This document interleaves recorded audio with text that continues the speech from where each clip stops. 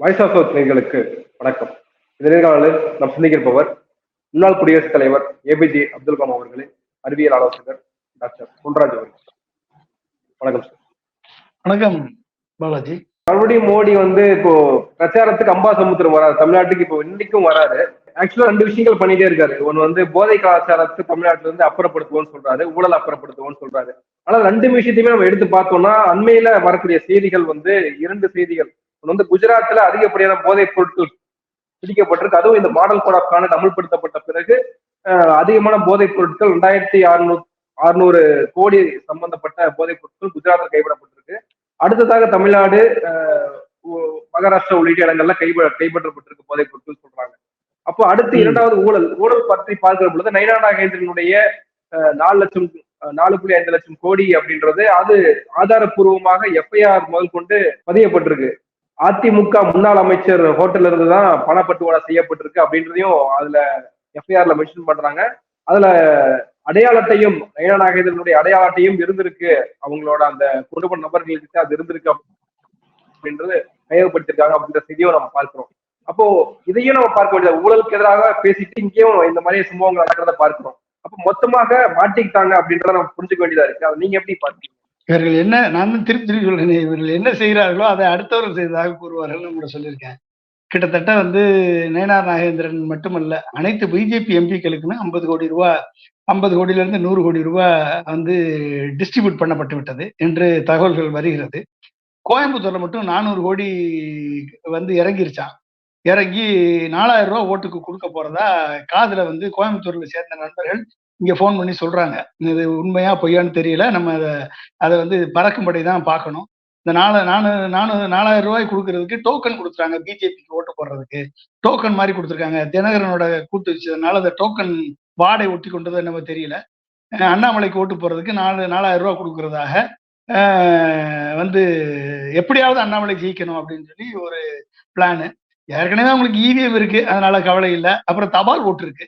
இந்த தபால் ஓட்டை கடைசியா எண்ணி அண்ணாமலை தான் ஜெயிச்சிட்டாருன்னு சொல்லி அனௌன்ஸ் பண்ணிட்டோம்னு வச்சுக்கோங்களேன். எப்படி கமலஹாசனுக்கு பண்ணாங்களோ அது மாதிரி தபால் ஓட்டுல அதிக வாக்கு வானதி வாங்கிட்டாருன்னு சொல்லி டிக்ளேர் பண்ணாங்கல்ல, அது மாதிரி இது பண்றதுக்கு வாய்ப்பு இருக்கிறது. எனவே இவர்கள் பணத்தால் விளையாடுகிறார்கள். இது ஒண்ணு. இந்த பணம் எல்லாருக்கும் போய் சென்றடைகிறது. இப்ப இந்த 2 நாள்ல டிஸ்ட்ரிபியூஷன் ஆயிரும். அது ஜிபே மூலமாவோ போன்பே மூலமாவோ இல்ல சுய உதவி குழுக்கள் பெண்கள் மூலமாக இதை டிஸ்ட்ரிபியூட் பண்றதுக்கு உள்ள அண்டர் கிரவுண்ட் டீலிங் நடந்துகிட்டு இருக்கதா நான் கேள்விப்பட்டேன். எல்லா இடத்துலையும் அது இவங்க மூலமா, யாருக்கு, பிஜேபிக்கு. அது மட்டும் இல்லாம கோயில்ல வச்சு கொடுப்பதாகவும், கோயில்ல எல்லாரையும் வர சொல்லி கோயில்ல வச்சு கையில கொடுத்து அனுப்பிடலாம் அப்படின்னு சொல்லி பிரசாதம் கொடுக்குற மாதிரி கொடுத்து அனுப்பிடலான்ற மாதிரியான ஒரு ஸ்கீமும் இங்க நடந்துகிட்டு இருக்கு. ஸோ இதெல்லாம் இந்த தேர்தல் பறக்கும்படை விழிப்புணர்வோடு கோயில, அப்புறம் சுய உதவிக்குழு பெண்கள், அப்புறம் இந்த ஜிபே போன்பே இதெல்லாம் எவ்வளவு தூரம் காஸ்ட் பணம் பரிமாற்றம் இந்த 2 நாள்ல நடக்குதுன்னு சொல்லி கொஞ்சம் மானிட்டர் பண்ணணும். அதெல்லாம் மானிட்டர் பண்ணுவாங்களா? என்ன பண்ண மாட்டாங்க.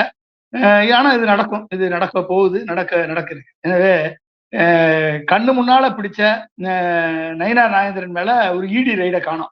இந்த 4 கோடி எப்படி வந்துச்சு? ஒரு இடி ரைடு போட்டிருக்கலாம்ல. இடி ஒரு 60 லட்சம் ரூபாயோ எவ்வளோ ஒண்ணு செந்தில் பாலாஜியை பிடிச்சு இன்னைக்கு 1 வருஷம் உள்ள வச்சிருக்கீங்களே, ஏன் 4 கோடி காணும்னு சொல்லி ஒரு இடி ரைடு ஏன் இல்லை? ஏன்னா பாரதிய ஜனதா கட்சியினுடைய வேட்பாளர் அதை காமிச்சு கொடுத்தது யாருன்னா அண்ணாமலைன்னு சொல்றாங்க. அது எந்த அளவுக்கு உண்மைன்னு தெரியல. பாவம், அவரு நயினார் நாகேந்திரன் ஒரு தன்மையான மனிதர், ஒரு ஒரு ஜெயிக்கக்கூடிய வல்லமை பெற்றவர், அடுத்த தலைவராக வரக்கூடிய ஒரு வாய்ப்பு உள்ளவர். அவரை ஓக்கணும்னு சொல்லி வேலை நடந்திருக்கு. அப்ப இது உள்குத்து வேலைகள்லாம் நடந்துட்டு இருக்கு. இதுல யாருமே எந்த பிஜேபி வேட்பாளரும் அண்ணாமலை அளவுக்கு ஓட்டு வாங்கிடக்கூடாதுன்னு சொல்லி உள்குத்து வேலையெல்லாம் நடக்குதா கேள்விப்படுகிறேன். அப்ப இதெல்லாம் சேர்த்துதான் இங்க நடக்குது ஒரு சைடு. சரி, இந்த போதைப் பொருள்கள் இவ்வளவு பறக்கும் படை இருக்கு, இவ்வளவு இருக்கு. இப்பயும் போதைப் பொருள் குஜராத்ல அதிகமா பிடிபட்டது. குஜராத்தா கிட்டத்தட்ட 400-500 கோடிக்கு மேல பிடிபட்டு இருக்கு.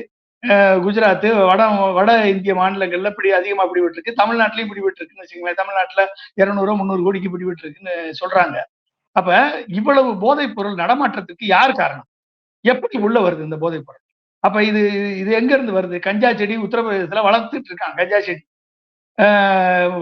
வட கிழக்கு மாநிலங்கள்ல வளர்த்துட்டு இருக்காங்க கஞ்சா செடிகள். தாராளமாக வளர்க்கப்படுகிறது. ஜம்மு காஷ்மீர், நார்த் ஈஸ்டர்ன் ஸ்டேட்ஸ்ல வளர்க்கப்படுகிறது. இது ஒரு சைடு இன்புட். இன்னொரு சைடு வந்து அதானி போர்ட். இதான் வந்து குஜராத்தில் இருக்கக்கூடிய அதானி போர்ட் மூலமா உள்ள வரும். இந்த எங்க உள்ள வருதோ அங்க பிடிக்க முடியாத மோடி அரசு, அங்க பிடிக்க முடியாத இந்த நார்காட்டிக்ஸ் கண்ட்ரோல் பியூரோ டிஸ்ட்ரிபியூட் ஆகிற இடத்துல வந்து பிடிச்சுக்கிட்டு இருக்கீங்களே, இது என்ன, யாரை குறை சொல்றதுக்காக பிடிக்கிறீங்க சொல்லுங்க? பிடிக்கணும். போதைப் பொருள் வந்து கொடுமையானது. போதைப் பொருளை சினிமாவும் வளர்க்கிறது. சினிமா தான் அதிகமா வளர்க்குது. சினிமா தான் அட்வர்டைஸ்மெண்ட் மீடியாவாக பயன்படுகிறது. அரசியல் நெட்வொர்க் வந்து அரசியல் கிரிமினல் நெக்சஸ் வந்து இந்த போதைப் பொருளை மாணவர்கள் அளவுக்கு எடுத்து செல்கிறது. இதெல்லாம் வந்து ஒழிக்கப்பட வேண்டிய இந்த போதைப் பொருளை, இந்த கஞ்சாவை 57 ஆண்டுகள் கஞ்சா என்பது ஷெட்யூல் 4ல இது வந்து மிக தடை செய்யப்பட வேண்டிய ஒரு போதைப் பொருள் என்ற லிஸ்ட்ல இருந்ததை ரிமூவ் பண்ணணும், மெடிசினல் பிளான்ட் என்று சொல்லி ரிமூவ் பண்ணணும் யுனைடெட் நேஷன்ஸ்ல தீர்மானத்தை கொண்டு வரும்போது அதுக்கு முழு ஆதரவு கொடுத்த மோடி அரசு ஆதரவு கொடுத்து கஞ்சாவை போதைப் பொருள் பட்டியலிருந்து நீக்கிவிட்டு போதை அதிகமாக தமிழகத்தில் புழங்குகிறது என்று மோடி சொன்னார்னா இதை நம்புறதுக்கு யாரு? தேர்தல் பறக்கும் படை வந்து ஒருதலை பட்சமாக நடந்துக்கிறாங்க, அவங்க மீது சந்தேக கண் இருக்கு அப்படின்ற விஷயம் இருக்கு இல்லையா? இப்போ அவங்க நிறைய இடங்கள்ல பாஜகவினுடைய சில முகங்களை வெளிப்படுத்துறத பார்க்கிறோம். குறிப்பா குஜராத்ல போதைப் பொருளை கையகப்படுத்துனதா இருக்கட்டும், இங்க நயனா நாகேந்திரனுடைய பணத்தை கையகப்படுத்துனதா இருக்கட்டும், இந்த விஷயங்கள் எல்லாமே தேர்தல் ஆணையம் ஒழுங்கா செயல்பட்டு நம்ம பார்க்க வேண்டியதா இருக்கு. தேர்தல் ஆணையம் பறக்க முடக்கி தகவல் கொடுத்தா உடனே போய் பிடிப்பாங்க. அவங்களுக்கு என்ன தெரியும், யாரு தகவல் கொடுத்ததுன்னு தெரியுமா? சரி போய் பார்ப்போம்னு போயிருப்பாங்க. பிஜேபியில இருந்து வந்திருப்பான்னு தெரியுமா? போய் பிடிச்ச பிறகுதான் தெரியுது இவங்க வந்து பிஜேபி சேர்ந்தவன்னு. அவன் எதிர்கட்சி திமுக அதிமுக இருந்து போயிருக்கலாம் நினைச்சு போய் பிடிச்சிருக்கலாம். ஆனா மாட்டினது பிஜேபிக்காரங்க. அதுக்கு அவங்க என்ன தெரியும்? பிடிச்ச பிறகுதானே தெரியுது இது யாரு பிடிபட்டது என்று. அதனால வந்து இந்த மாதிரியான விஷயங்களை வந்து செய்வதில் அவர்கள் கில்லாடிகள். எனவே அதை வந்து அவர்கள் செய்கிறார்கள். எதை சொல்றாங்களோ அதை நீங்க நம்பாதீங்க. அதுக்கு எதிராக தான் அவங்க செயல்படுவாங்க. ₹1 கூட ஓட்டுக்கு காசு கொடுக்க மாட்டோம் என்று சொல்வார்கள். ஆனால் 4000 ரூபாய் கொடுப்பார்கள். இதுதான் அவங்களுடைய அம்சம். எனவே வந்து இவர்கள் வாக்கு, இவர்கள் சொல், இவர்கள் செயல், இவர்கள் வந்து எதையுமே நீங்க நம்ப முடியாது. 10 மணிக்கு மேல பிரச்சாரம் பண்ணக்கூடாதுன்னா 10 மணி மேல பிரச்சாரம் பண்ணக்கூடாது. அதான சட்டம். நீ வாட்டில போய் பிரச்சாரம் பண்ணிட்டே போனீங்கன்னா அது என்ன அர்த்தம்? போலீஸ் யாருமே விடலையே, உங்களை மட்டும் எப்படி விடுவான்? நீங்க என்ன பழைய போலீஸ் அதிகாரின்னு நினைப்பா? இல்ல Z+ செக்யூரிட்டி உனக்கு இருக்குன்னு நீங்க வந்து பிரச்சாரம் பண்ண முடியுமா? இல்ல அதை வச்சு கலவரத்தை உருவாக்கணும்னு பிளானா? இல்ல இந்த தேர்தலை நிறுத்துறதுக்கு எதுவும் பிளான் பண்றீங்களா? என்ன பண்ண போறீங்க சொல்லுங்க பாப்போம். அதுவும் வந்து தேர்தல் அதிகாரி, கோயம்புத்தூருடைய தேர்தல் அதிகாரி அண்ணாமலையுடைய பேட்ச்மெண்ட் ஏன் போட்டீங்க? எப்படி போட்டீங்க? இப்படி போட்டீங்க பேட்ச்மெண்ட்டை. நாளைக்கு வந்து டிக்ளேர் பண்றாரு, நாளைக்கு ஒரு டிஸ்பியூட் அரைஸ் ஆகுது, நாளைக்கு டிக்ளேர் பண்ணி அண்ணாமலை வெற்றி பெற்றார் என்று சொல்றாரு. இதை போய் கோர்ட்ல போய் நிரூபிச்சு வர்றதுக்கு 10 வருஷம் ஆகி போயிடும். அப்ப அங்க உழைக்கக்கூடிய திமுக வேட்பாளர், அதிமுக வேட்பாளர், நாம் தமிழர் கட்சி வேட்பாளர் இவர்களெல்லாம் இழுத்தவர்களா? சொல்லுங்க பாப்போம். இப்ப என்ன அர்த்தம்? பேலட் பேப்பர் நான் வந்து எல்லா அரசியல் கட்சிகளுக்கும் நான் ஒண்ணு சொல்றேன். பேலட் பேப்பரை முதல்ல எண்ணுங்க. என்ன சொல்லுங்க? அதாவது போஸ்டல் வாக்கு, அதாவது தபால் வாக்குகளை முதலில் எண்ணிவிட்டுத்தான் நீங்க இவிஎம் எண்ணணும் என்ற டிமாண்ட வந்து எலெக்ஷன் கமிஷன்ல வைங்க. இதை எண்ணுவதற்கு தபால் ஓட்ட கடைசியில என்ன யாரும் அனுமதிக்காதீங்க. அனுமதிச்சீங்கன்னா நீங்க தோத்துருவீங்க. இதை மைண்ட்ல வச்சுக்கோங்க. ரொம்ப ரொம்ப திரும்பி நான் வேண்டுகோள் விடுக்கிறேன்.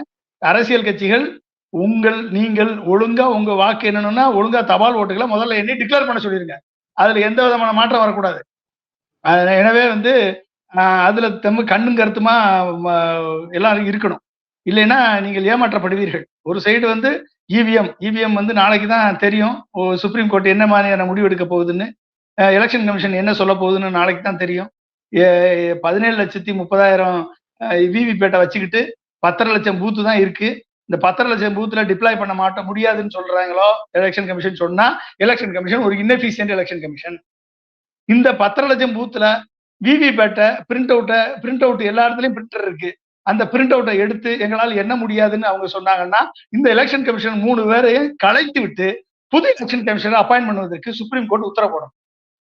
முடியாதுன்னு சொன்னா, எலெக்ஷன் கமிஷன் எங்களால வந்து விவிபேட்டை எண்ணுவதற்கு 4 நாள் ஆகும், 6 நாள் ஆகும். இல்ல அது வந்து தெர்மல் பிரிண்டரு, அது வந்து நாங்க 60 நாள் எலெக்ஷன் வச்சிருக்கோம், இது வந்து 30 நாள்ல அழிஞ்சு போயிடும் அப்படின்னு ஏதாவது பொய்யான ரீசனை வந்து சொன்னாங்கன்னா இந்த 3 எலெக்ஷன் கமிஷனரையும் டிஸ்மிஸ் பண்றதுக்கு ஒரு சுப்ரீம் கோர்ட் உத்தரவு போட்டு ஒரு இண்டிபெண்டன்ட் எலெக்ஷன் கமிஷனரை அப்பாயின்ட் பண்றதுக்கு இன்ட்ரிமா அப்பாயின்ட் பண்றதுக்கு முடிவெடுத்து அவர்கள் தலைமையில இந்த எலெக்ஷன் நடத்தப்பட வேண்டும். அவர்கள் மூலமாக விவிபேட் எல்லா 10 லட்சம் பூத்லையும் விவிபேட் மூலமாக வாக்கு இவிஎம் விவிபேட் மூலமா வாக்கு செலுத்தப்பட்டு அந்த ஸ்லிப்பை எடுத்துட்டு போய் நம்ம பார்த்து எந்த சின்னத்துக்கு ஓட்டு போட்டோம் நம்ம பார்த்து அந்த ஸ்லிப்பை போய் தனி பேலட் பாக்ஸ்ல போட்டு அதை எண்ணினால் மட்டும்தான் அது எண்ணி பிஜேபி ஜெயிக்கட்டும், ஒன்றும் நம்ம ஏத்துக்குவோம். அதை எண்ணி பிஜேபி ஜெயிக்கட்டும், நம்ம அக்செப்ட் பண்ணிக்குவோம். இல்ல அப்படின்னா இது வந்து இந்த சிம்பிள் லோடிங் நடந்துரும் எல்லாமே. அதை எண்ணும் போது நீங்க பாருங்க அந்த விவிபேட் ஸ்லிப்பும் இவிஎம் ரிசல்ட் சேர்த்து என்ன சொல்லுங்க, இதுக்கு அதுக்கு டேலி ஆகாது. இவிஎம் உடைய கவுண்ட்டும் 400 தொகுதியில டேலி ஆகாது. ஏற்கனவே போன வருஷமும் 375 தொகுதியில டேலி ஆகல. 353 தொகுதியில என்டிஏ கூட்டணி வெற்றி பெற்றது. 375 தொகுதியில டேலி ஆகல. இன்னும் 400 தொகுதியில டேலி ஆகாது. இவிஎம்மும் விவிபேட் என்னங்கன்னா 400 தொகுதியில டேலி ஆகாது.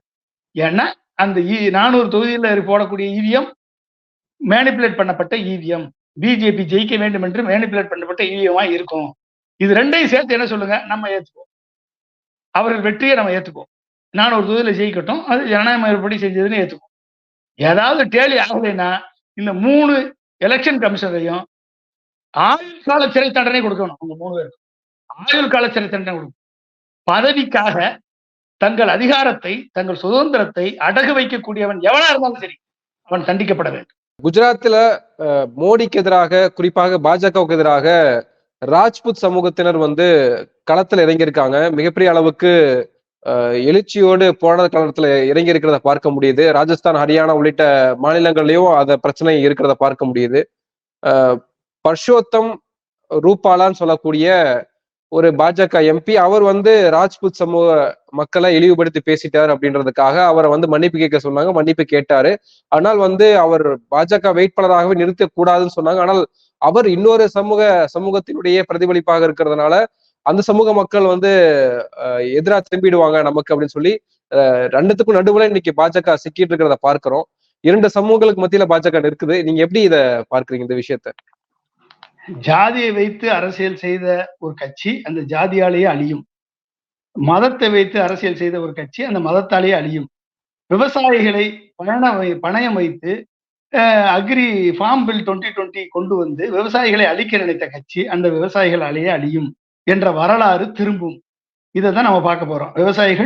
இந்த விவசாயிகள் 2 மடங்கு வருமானத்தை 2 மடங்கு ஆக்குவேன்னு சொன்னாரு. என்னைக்கு ஆக்கியிருக்காரா? இந்த 10 ஆண்டுகள் ஆக்கியிருக்காரா? இந்த தேர்தல் அறிக்கையில விவசாயிகள் வருமானத்தை 3 மடங்கு ஆக்குவேன்னு சொல்லியிருக்காரா? சொல்லுங்க பாப்போம். எம்எஸ்பி பிரைஸ இவங்க எதற்கெல்லாம் உயர்த்தணுமோ அப்பெல்லாம் உயர்த்துவாங்களாம். எதுலையுமே கமிட்டலே கிடையாது. இந்த தேர்தல் அறிக்கையில எந்த கமிட்மெண்ட்டும் கிடையாது. விவசாயிகளுக்கு எந்த கமிட்மெண்ட்டும் கிடையாது. தொழிலாளர்களுக்கு எந்த கமிட்மெண்ட்டும் கிடையாது. பெண்களுக்கு எந்த கமிட்மெண்ட்டும் கிடையாது. எதிர்காலத்தில் வேலை வாய்ப்பு கிடைக்கும் என்ற எண்ணத்தோடு படித்துக் கொண்டிருக்கக்கூடிய கோடிக்கணக்கான இளைஞர்கள், 40 கோடி பேர், கிட்டத்தட்ட 64 கோடி இந்திய இளைஞர்கள் 25 வயசுக்குள்ள இருக்காங்க. 64 கோடி இந்திய இளைஞர்கள் 25 வயசுக்குள்ள இருக்கக்கூடிய இந்த 64 கோடி இளைஞர்களுக்கு எந்த வேலை வாய்ப்பு உத்தரவாதமும் கிடையாது. இந்த தேர்தல் அறிக்கையில கொடுக்கல. இப்ப விவசாயிகளுக்கு அவர்கள் வாழ்வாதாரத்தை மீட்டெடுப்பதற்கு எந்த விதமான கான்கிரீட்டான எந்த திட்டமும் இந்த தேர்தல் அறிக்கையில, பிஜேபியினுடைய தேர்தல் அறிக்கையில இல்ல. அதை செய்வோம் ஏற்கனவே செஞ்சதை நாங்க செய்வோம்னு கதை எழுதியிருக்காங்க. கதை இலாக்கா வச்சு கதை எழுதியிருக்காங்க. வேற எந்த விதமான கான்கிரீட்டான திட்டம் இல்ல. நீங்க வந்து இந்த 2047ல இந்தியாவை வளர்ந்த நாடாக்குவோம். எங்க அப்துல் கலாம் என்ன சொன்னாரு? 2020ல இந்தியாவை வளர்ந்த நாடாக்குவோம் சொல்லி அப்துல் கலாம் வந்து ஒரு மிகப்பெரிய திட்டத்தை 1998ல கொடுத்தாரு. இதை இந்த தேர்தலில் வென்ற 2 அரசியல் கட்சிகள் செய்திருந்தால் 2020ல இந்தியா பொருளாதார வல்லரசா மாறி இருக்கும். 2010ல ஏழைகள் இல்லாத நாடாக இந்தியா மாறி இருக்கும். இன்னைக்கு அதை எங்க கொண்டு போய் விட்டாரு? 2047 கொண்டு போயிட்டாரு. யாரு? மோடி. இப்ப இந்த 10 ஆண்டுகளா மைனஸ் மறந்துருச்சு, 0. அதை மறந்துட்டாரு. நடுவுல பக்கத்தை காணும். இந்த 10 வருஷம் பக்கத்தை காணும். இன்னும் 20 வருஷம் வேணுமா இவருக்கு? இன்னும் 20 வருஷம் இருந்தா தான் இவர் வந்து இந்தியாவை வளர்ந்த நாடாக்கும். அப்ப என்ன அர்த்தம்? அப்துல் கலாம் ஒரு 5000 சயின்டிஸ்ட், பியூரோக்ராட்ஸ், இண்டஸ்ட்ரியலிஸ்ட், விவசாயிகள், இத்தனை பேரை வச்சு 25 பக்கம் வால்யூம் கொண்ட ஒரு மிகப்பெரிய தொலைநோக்கு பார்வை கொண்ட 2020 இந்தியா ஒரு டெவலப்டு நேஷனாக வளர்ந்த நாடாக மாறும் என்று கொடுத்த அந்த அறிக்கையை ஒழுங்கா ஒரு ஓட்டம் படிச்சிருந்தா கூட இந்த அரசியல் கட்சிகள் இந்தியாவை வளர்ந்த நாடாக மாத்திருக்கு. ஏன்னா இவங்க படிக்கல, இவங்க அதுக்கு இம்பார்ட்டன்ஸ் கொடுக்கல. அதனால இப்ப என்ன பண்றாங்க, ஏற்கனவே ஒரு 10 வருஷத்தை காலி பண்ணிட்டு 20 வருஷத்தை காலி பண்ணிட்டாங்க, இன்னொரு 20 வருஷம் கேட்கறாங்க. இவங்க எப்படிங்க நம்புவீங்க? நீங்க 2047 இந்தியாவை ஒரு பொருளாதார வல்லரசாக மாற்றுவோம், இந்தியாவை ஒரு அறிவியல் சிறந்த வல்லரசாக மாற்றுவோம், இந்தியாவை வளர்ந்த நாடாக மாற்றுவோம் என்று இவர் மோடி சொல்றாருன்னு வச்சுக்குவோம். சரி, 37 ட்ரில்லியன் டாலர் எக்கனாமியை உருவாக்குவேன்னு சொல்றாரு. அப்படின்னா 37 ட்ரில்லியன் டாலர் எக்கனாமியை உருவாக்குவாருன்னா அந்த ட்ரில்லியன் டாலர் எக்கனாமியை உருவாக்குவதற்கான அடிப்படை பேசிக் பவுண்டேஷன் இந்த தேர்தலில் இருக்கிற சொல்லப்பட்டிருக்கா என்று சொன்னால் இல்லை, 0, ஒண்ணும் இல்லை.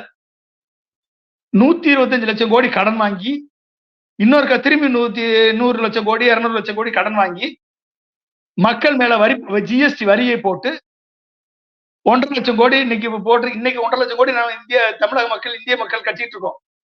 1.5 லட்சம் கோடி வரியில கிட்டத்தட்ட நீங்க ஒவ்வொரு வருஷம் அடுத்த 10 ஆண்டுகள்ல அடுத்த 20 ஆண்டுகள்ல வரி மட்டுமே 10 லட்சம் கோடிக்கு வரும். வருஷத்துக்கு வரி 10 லட்சம் கோடி கையில சாப்பிடுறது. அப்படி போயிடுச்சுன்னா என்ன பண்ணுவீங்க? 20 ஆண்டுகள் டைம் கேட்கிறாரு. 20 ஆண்டுகளுக்கு என்ன பவுண்டேஷன்? அப்ப கேபிட்டல் எக்ஸ்பெண்டிச்சர் எங்க? அப்ப வருமானத்தை உருவாக்கக்கூடிய, கடனை அடைத்து பொருளாதாரத்தை மீட்டெடுத்து பொருளாதார வளர்ச்சியை உருவாக்குறதுக்கு என்ன திட்டம் இருக்கு? வந்தே பாரத் ட்ரெயின் போடுவீங்க, வந்தே பாரத்ல ஸ்லீப்பர் கொடுப்பீங்க, கோச் கொடுப்பீங்க, இதெல்லாம் கொடுப்பேன்னு சொல்றீங்க. புல்லட் ட்ரெயின் விடுவேன்னு சொல்றீங்க. புல்லட் ட்ரெயின் 1 லட்சம் கோடி 1,10,000 கோடி சொல்றாங்க. சரி, இந்த வந்தே பாரத் வந்த பிறகு ஏழைகளுக்கான ட்ரெயின் கிட்டத்தட்ட 13,000 ட்ரெயின் இருக்கு. இந்த ஏழைகளுக்கான ட்ரெயின்ல டிலே பண்ணாங்க. ஏழைகளுக்கான ட்ரெயின் ரத்து செய்யப்பட்டது. முதியவர்களுக்கு கட்டண சலுகை ரத்து செய்யப்பட்டது. எல்லா ட்ரெயினும் டிலேயா போயிட்டு இருக்கு. வந்தே பாரத் யாருக்கான ட்ரெயின்? வசதி படைத்தவர்களுக்கான ட்ரெயின். அதை நீங்க விடுவீங்க. ஆனா ஏழைகளுக்கான ட்ரெயின் என்ன கடமை? எல்லா ரயில்வே ஸ்டேஷன் போங்க, எங்கேயுமே லக்கேஜ் தூக்கிட்டு மாடிப்படியில ஏறணும் இறங்கணும். எவ்வளவு மக்கள் அவதிப்பட்டு கொண்டிருக்கிறார்கள். எத்தனாயிரம் கோடியை செலவழிச்சிருக்கீங்க நீங்க? எந்த ரயில்வே ஸ்டேஷனாவது உருப்படியா மாறி இருக்கா? சொல்லுங்க பாப்போம். நீங்க 20 லட்சம் கோடி கிட்டத்தட்ட வருடத்திற்கு 2 லட்சம் கோடி தான் இன்ஃப்ராஸ்ட்ரக்சர் கிட்ட செலவு பண்ணியிருக்காரு மோடி.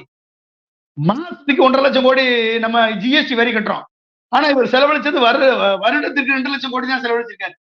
மாசத்துக்கு 1.5 லட்சம் கோடி ஜிஎஸ்டி வரி கட்டுறோம் அந்த இந்திய மக்கள். ஆனா இன்ஃப்ராஸ்ட்ரக்சர் டெவலப்மெண்ட்டுக்கு எது? இவர் சொல்ற போர்ட், இவர் சொல்ற 4-வே லேனு, இவர் சொல்ற ஏர்போர்ட், இவர் சொல்ற ஷிப்பு, இவர் சொல்லக்கூடிய பிரிட்ஜு, இவர் சொல்லக்கூடிய கட்டிடங்கள், இவர் சொல்லக்கூடிய ஸ்கூலு, இவர் சொல்லக்கூடிய ஐஐடி, இவர் சொல்லக்கூடிய ஐஐஎம், இவர் சொல்லக்கூடிய எல்லா இன்ஃப்ராஸ்ட்ரக்சர் சேர்த்து இவர் செலவழிச்ச தொகை 20 லட்சம் கோடி. முத்ரா லோனுக்கு 20,43,000 கோடி கொடுத்திருக்காரு. முத்ரா லோனுக்கு யாருக்கு தெரியுமா? 66% கிட்டத்தட்ட 13.6 லட்சம் கோடிய 13.6 லட்சம் கோடி கிட்டத்தட்ட 66% லோனு. இந்த 20 லட்சம் கோடியில 66% லோனு. 13.6 லட்சம் கோடி 48 லட்சம் கோடி 48 லட்சம் கோடிய கிட்டத்தட்ட 37 லட்சம் பேர் 37 கோடி பேருக்கு கொடுத்துருக்காங்க. 37 கோடி பேருக்கு ஓகே கொடுத்துருக்காங்க. கிட்டத்தட்ட 19% இது எவ்வளவு தெரியுமா? இந்த 66%, அதாவது 50,000க்கு கீழே 50,000க்கு கீழே எத்தனை பேர் கொடுத்துருக்காங்க? கிட்டத்தட்ட 13 கோடி பேருக்கு. சரி, 13 லட்சம் கோடிய 37 கோடி பேர்ல 66% கொடுத்துருக்காங்க. 66%. அப்ப யாருக்கு தெரியுமா? இது எல்லாமே பிஜேபி கட்சியினருக்கு போய் சேர்ந்திருக்கு இந்த பணம் எல்லாம். அடுத்து 50,000ல இருந்து 5 லட்சம் பேரு, அது எத்தனை பேரு? கிட்டத்தட்ட 3.8 லட்சம் கோடி அவங்களுக்கு போயிருக்கு. 3.06 லட்சம் கோடி 10 லட்சம் ரூபாய் லோனா போயிருக்கு. புரிஞ்சுக்கிட்டீங்களா? அப்ப அதிகமான லோனை யாரு கொடுத்துருக்காங்க? பிஜேபி காரங்க கொடுத்துருக்காங்க. அப்ப இப்படிப்பட்ட பொருளாதார வளர்ச்சியை நம்ம எதிர்பார்க்கிறோம். திரும்பி முத்ரா லோனை 20 லட்சமா உயர்த்துவேன்றாரு. 20 லட்சமா உயர்த்துவேன்னு. ஓகே, அது பிஜேபி தான் போக போகுது.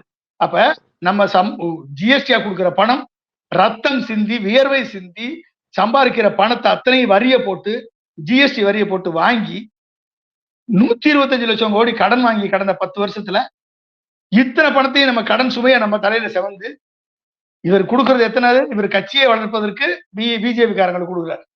ஓகே, அப்ப இப்படிப்பட்ட பொருளாதாரத்தை வைத்துக்கொண்டு இவர் எப்படி 2047 வந்து இந்தியாவை 37 ட்ரில்லியன் டாலர் எக்கானமியா மாத்துவாரு? என்ன ஃபவுண்டேஷன் இருக்கு? டெவலப்மெண்ட் அஜெண்டா இருக்கா? ஆயுர்வேதத்துக்கு இவர் இம்பார்ட்டன்ஸ் கொடுக்குறாரு. சித்தாவை துப்புரவா மறந்துட்டாரு. சித்தாவே இல்ல. அப்ப தமிழ்நாடு துப்புரவா ஒதுக்கப்பட்டிருக்கிறது. தமிழ் வளர்ச்சி, திருவள்ளுவர் கலைக்கூடங்கள், நாங்க வந்து திருவள்ளுவர் கலாச்சார மையங்கள் உலகமெங்கும் தோன்றுவோன்றாங்க. எதுக்கு அங்க யோகா நடத்துறதுக்கா? திருவள்ளுவரை பத்தி நடத்துறதுக்கா? திருவள்ளுவரை பத்தி சொன்னா கூட பரவாயில்ல. அங்க கலாச்சார மையம் என்ன? திருவள்ளுவர் கலாச்சார மையம். திருவள்ளுவர் அறச்சாலைன்னு சொல்லி நம்ம ஏத்துக்குவோம். திருவள்ளுவத்தை போதிங்க ஏத்துக்குவோம். அதுல திருவள்ளுவர் கலாச்சார மையம், அங்க வந்து யோகா உங்க எல்லாத்தையும் கொண்டு ராமாயணம் மகாபாரத கதையெல்லாம் கொண்டு போய் சேர்க்கறதுக்காக எதுக்கு சார் அதுக்கு?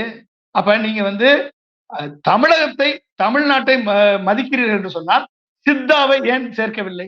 சித்தாவுக்கு ஏன் ஆராய்ச்சிக்கு நிதி ஒதுக்கவில்லை? சித்தாவை ஏன் ஆயுர்வேதத்துக்கு கொடுக்கக்கூடிய இம்பார்ட்டன்ஸ் ஏன் சித்தாவுக்கு கொடுக்கல?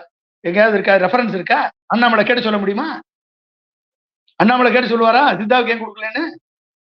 மூல சித்தர் முருகன், முருகன் வேலை தூக்கிட்டு அலைஞ்சார ஒரு ஊரெல்லாம் ஊர்வலம் போனாரு. அவருக்கு கூட தெரியாதா சித்தாவுக்கு இம்பார்ட்டன்ஸ் கொடுக்கணும்னு? மூல சித்தர் முருகன் தானே, அவர் தானே அது வழி இந்த 18 சித்தர்கள் தானே இந்த சித்த மருத்துவத்தை கண்டுபிடித்தார்கள். அந்த சித்த மருத்துவத்துக்கு ஆராய்ச்சிக்கு ஏன் நிதி ஒதுக்கல? 20,000 கோடி நிதி ஒதுக்கி இருக்கணுமா இல்லையா? நீங்க ஏன் ஒதுக்கல? அப்ப கச்சத்தீவு மீட்கல, சித்த மருத்துவத்தை கம்ப்ளீட்டா தூக்கி எரிஞ்சிட்டீங்க. நீங்க எப்படி சார் தமிழ்நாட்டுக்கு தமிழனுக்கு நீங்க வந்து உண்மையா இருப்பீங்க? சொல்லுங்க, எப்படி உண்மையா இருப்பீங்க? அப்ப கோயம்புத்தூரை வந்து ஒரு ஃபவுண்டரி கிளஸ்டர் அனௌன்ஸ் பண்ணிருக்கீங்களா? சொல்லுங்க. ஒரு ஃபவுண்டரி கிளஸ்டர் $1 பில்லியன் செலவுல ஒரு கோயம்புத்தூர் ஒரு டெக்ஸ்டைல் கிளஸ்டர் அனௌன்ஸ் பண்ணிருக்கீங்களா? இண்டஸ்ட்ரி 4.0 தொழில்நுட்பத்தோட. திருப்பூர்ல ஒரு ஆயத்த கிளஸ்டர் இண்டஸ்ட்ரி 4.0 தொழில்நுட்பத்தை கொண்டு வந்து அது ஒரு 1 பில்லியன், ஒரு 3 பில்லியன் நான் இங்க வந்து இதுக்கு பண்றேன். நம்ம சிவகாசி பட்டாசு தொழிலை மேம்படுத்தி சைனாவோடு போட்டு உலக தரம் வாய்ந்த சிவகாசியாக மாற்றுவேன். $1 பில்லியன் அனௌன்ஸ் பண்ணிருக்கீங்களா? பிரதமர் மோடி இந்த தேர்தல் அறிக்கையில இருக்கா? ஒன்னையும் காணுமே. உங்களுக்கு எதுக்கு சார் தமிழர்கள் ஓட்டு போடணும்? சொல்லுங்க பாப்பா. ஓபிஎஸ் உங்களை நம்பி வந்தார்ல, ஓபிஎஸ்க்கு போய் ராமேஸ்வரத்துக்கு போய் நீங்க வந்து அவருக்கு பிரச்சாரம் பண்ணிருக்கீங்களா? இது வரைக்கும் உங்களை நம்பி வந்து ஓபிஎஸ் திராட்டில் விட்டீங்களா இல்லையா? அவர் உங்களை நம்பி வந்ததுனாலதான் இன்னைக்கு அவர் தனியா அவர் வந்து சுயேட்சையா இருந்தா கூட இன்னைக்கு ஓபிஎஸ் ஜெயிச்சிருப்பார். பிஜேபியுடன் போனதுனால இன்னைக்கு அவர் தனியா நிக்கிறாரு. கேட்கறதுக்கு ஆள் இல்ல. அண்ணாமலை எல்லாம் போய் ஓபிஎஸ் பக்கத்துல வச்சுக்கிட்டு பிரச்சாரம் பண்றாரு அப்படின்னா அவர் முதல் நாள் போய் அதிமுக உரிமை மீட்புக்கு குழு போட்டவர் ஓபிஎஸ், அதிமுக மீட்க போராடி கொண்டிருப்பவர் ஓபிஎஸ், அதிமுகவுடைய சின்னமும் கொடியும் வேண்டும் என்று கேட்பவர் ஓபிஎஸ். தினகரன் தனி கட்சி ஆரம்பிச்சு போயிட்டாரு. ஆனா தேனியில போய் அதிமுகவே இருக்காது. யாரு? மோடி மாதிரி. காங்கிரஸ் முக்தி பாரத்னு மோடி சொன்னார்ல, திமுக முக்தி பாரத்னு மோடி சொன்னார்ல, அது மாதிரி அதிமுகவே இருக்காது. இவங்க எல்லாம் அழிவு சக்தியாவே இருக்காங்க. மேல இருந்து கீழே வரைக்கும் அழிக்கிறதா, எல்லாத்தையும் அழிச்சிருவாங்க. ஏன்னா அந்த அளவுக்கு நரகாசுரன்களா இருக்காங்க. அப்ப நரகாசுரன்களா இருக்கக்கூடியவங்க அழிச்சிருவாங்க, அதிமுக அழிச்சிருவாங்க. எம்ஜிஆர் உருவாக்கின கட்சியை அழிச்சிருவேன்னு சொல்லக்கூடிய உனக்கு எவ்வளவு வந்து ஆணவம் இருக்கும், அகங்காரம் இருக்கும்? சொல்லுங்க பாப்போம். எம்ஜிஆர் உருவாக்கின கட்சியை நீ அழிக்கணும்னா அப்ப அதிமுக தொண்டர்கள் எல்லாம் இழுத்தவர்களா? ஒட்டுமொத்த அதிமுக தொண்டர்களும் இந்த முறை பிஜேபியை தோற்கடிக்காவிட்டால், பிஜேபியை 3ஆம் இடம் 4ஆம் இடத்துக்கு தள்ளாவிட்டால் உங்க அதிமுக என்ற கட்சியே அண்ணாமலை சொன்ன மாதிரி இருக்காது என்பதை மனதில் கொண்டு தேர்தல் வேலை பாருங்கன்னு நான் சொல்றேன். ஓபிஎஸ் அவர்கள் வருத்தப்படுவார். அவர் நல்ல மனிதர், ஒரு அன்பானவர், ஒரு அதிர்ந்து பேசாதவர். ஆனால் ஒரே ஒரு இடத்துல அவர் வீழ்ந்து விட்டார். பிஜேபியுடன் தன்னை அடகு வைத்து விட்டதனால் அவர் வீழ்ந்து விட்டார். எனவே அவர் மாதிரியான ஒரு அதிமுகவை மீட்கக்கூடிய ஒரு தலைவர் இன்னைக்கு தனியா போறாருங்க. ஒவ்வொரு ஊர்லயும் பார்க்கவே கஷ்டமா இருக்குங்க. அவருக்கு போய் அண்ணாமலை பிரச்சாரம் பண்றாரு. ஓபிஎஸ் தமிழகம் முழுக்க சென்று அவர் மற்றவர்களுக்கு பிரச்சாரம் பண்ணினா அவர் தலைவர். அப்படிப்பட்ட நிலைமையிலிருந்து இன்னைக்கு அதிமுக எந்த நிலைமைக்கு கொண்டாந்து விட்டுருக்காங்க. அப்ப இப்படிப்பட்ட சூழல்லாம் வந்து ஒரு நிலைமைக்கு ஒரு தள்ளி போயிட்டு இருக்கு. சீமான் 8% ஓட்டு வாங்கிய சீமான் நாம் தமிழர் கட்சி இன்னைக்கு களத்திலே இல்லைன்னு சொல்லி பிரச்சாரம் பண்றாங்க. பிஜேபி தான் 3வது இடமா 2வது இடமான்னு சொல்லி கட்டமைக்கப்படுகிறது, போலி பிம்பம் கட்டமைக்கப்படுகிறது. ப்ரூவ் பண்ண கட்சி நாம் தமிழர் கட்சி. சீமான் 8% ஓட்டு வாங்கி ப்ரூவ் பண்ணிருக்காங்களா இல்லையா? கொஞ்சம் கொஞ்சமா வளர்ந்து 8, 7, 8% ஓட்டு வாங்கியிருக்காங்க. அப்ப 3ஆம் இடத்திற்கு தான் போட்டியே தவிர பிஜேபிக்கும் நாம் தமிழருக்கும் தான் போட்டி. 3ஆம் இடம் வருவதற்கு தான் போட்டி. முதல் இடம் திமுகவா அதிமுகவா தான். திமுக என்பது முடிவாகிவிட்டது. அதிமுக 2ஆம் இடம் ஆகும், வரும். இவங்கெல்லாம் சொன்னாங்க எடப்பாடி அதிமுக 15% கூட வாங்க மாட்டாரு என்று. இரட்டை இலை எம்ஜிஆர் உருவாக்கிய சின்னம் கண்டிப்பாக அந்த இடத்திற்கு வரும், 2ஆம் இடத்திற்கு வரணும். இதற்கு அடுத்து 3ஆம் இடத்திற்கு நாம் தமிழரா இல்ல பிஜேபியா? இதுதான் கொஸ்டின். இதுதான் இன்றைக்கு இருக்கக்கூடிய கள நிலவரம். இந்த நிலையில் தான் இன்றைக்கு நிலைமை அரசியல் சூடா இருக்கு. பார்ப்போம் மக்கள் எவ்வாறு வாக்களிக்கிறார்கள் என்று பார்ப்போம். பிஜேபியுடைய தேர்தல் அறிக்கை ஒரே ஒரு காரணத்திற்காக நிராகரிக்கப்பட வேண்டும். ஒரே நாடு ஒரே தேர்தல். இது சர்வாதிகார மன்னராட்சிக்கு தான் வழிவகுக்கும். அந்த மன்னராக வரம் விரும்பக்கூடிய நரேந்திர மோடி அவர்கள் மக்களாட்சியை துச்சமென மதிக்கக்கூடியவராக இருக்கிறார். எனவே மக்களாகிய நீங்கள் தான் மன்னராட்சி வேண்டுமா மக்களாட்சி வேண்டுமா என்பதை முடிவெடுக்க வேண்டும். நன்றி சார், பல விஷயங்களை ஆணித்தரமா பகிர்ந்திருக்கீங்க. உங்க நேரத்துக்கு மிக்க நன்றி. தேங்க்யூ. நன்றி, வணக்கம்.